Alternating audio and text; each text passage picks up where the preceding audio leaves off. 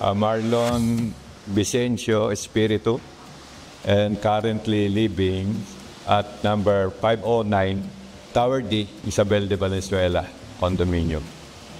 Unang nagustuhan namin dito, yung pag-park namin sa condo ka, akyat ka na lang, hindi hassle yung traffic.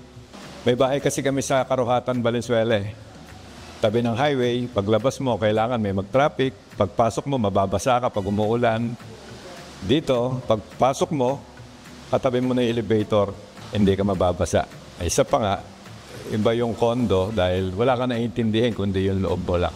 So far, okay naman. Lagi malinis ang corridor. Lagi naman kaming updated dito. Tsaka pag may concern ka, immediate action kagad ang inaral. Actually, na-recommend ko na to sa dalawang kapatid kong babae. So kaming mag-asawa, ano kami dito eh, 3 yung unit dito. Yung anak ko, 2 anak ko, sometimes nandyan. Pero kalimitan, wala sila kasi nagwo-work. Kami naka-stay dito mag-asawa. Para sa amin, okay tumira dito sa New San Jose Builders.